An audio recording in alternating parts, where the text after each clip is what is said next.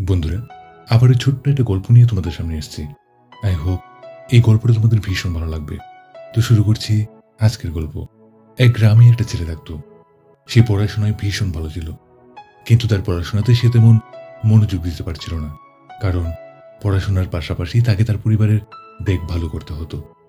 প্রত্যেকদিন সে একটা মাঠে যেত, সারাদিন সেখানে কাজ করে সন্ধ্যায় বাড়ি ফিরত। সন্ধ্যায় বাড়ি ফিরে সে পড়তে বসতো।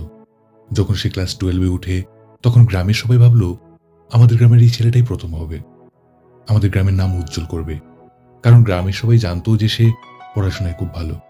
12-এর পরীক্ষা ঘনিয়ে এলো। সেই ছেলেটা পরীক্ষা দেয়। যখন পরীক্ষার রেজাল্ট বেরোয়, সেই ছেলেটা কোনো একটা কারণে একটা বিষয়ে ফেল করে। গ্রামের লোকেরা যখন সেটা জানতে পারে, তারা সবাই ওই ছেলেটাকে কটু কথা শোনাতে থাকে। সে রাস্তায় বেরোলে তার সাথে ঠাট্টা করতে থাকে। সে ছেলেটা গ্রামের লোকেদের এমন কথায় অপমান বোধ করতে থাকে। আর সে এই কথাটা গ্রামেরই এক বয়স্ক লোককে বলল। সে বলল, দাদু, আমি যখনই ঘর থেকে বের হই, এই রাস্তা দিয়ে যাবার সময় গ্রামের সবাই আমায় নিয়ে ঠাট্টা করে, কটু কথা শোনায়। তখন ওই বয়স্ক লোকটা বলল, তুই একটা কাজ করবি, বড় একটা হাঁড়ি নিয়ে পুরোটা হাঁড়ি দুধ দিয়ে ভর্তি করবি। যখন তুই ওই রাস্তা দিয়ে যাবি, তখন খেয়াল রাখবি এক ফোঁটা দুধও যেন মাটিতে না পড়ে। পরের দিন ছেলেটা তাই করল। ঘর থেকে বেরোবার সময় একটা হাঁড়ি ভর্তি করে দুধ নিয়ে বেরোয়।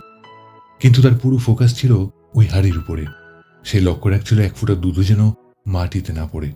সে এতটা খেয়াল রাখছিল ওই হাঁড়ির, যে গ্রামের লোকেরা কে কি বলল সেদিকে তার কোনো খেয়ালই ছিল না। ছোট্ট একটা গল্প আমাদের অনেক কিছু শিখিয়ে গেল। গল্পটা শিখিয়ে দিল যে নিজের কাজে এতটা মগ্ন থাকো, এতটা ফোকাস করো, যে আশেপাশের নেগেটিভিটিগুলো যেন তোমায় বিচলিত করতে না পারে। ঠিক ওই ক্যামেরার মতো। ক্যামেরা যেমন করে তার সাবজেক্টে ফোকাস করে আর আশেপাশের জিনিসগুলোকে ব্লার করে দেয়, ঠিক তেমনি তোমাকে তোমার কাজে ফোকাস করতে হবে। দেখবে নিজ থেকেই আশেপাশের জিনিসগুলো কেমন ব্লার হয়ে যাচ্ছে।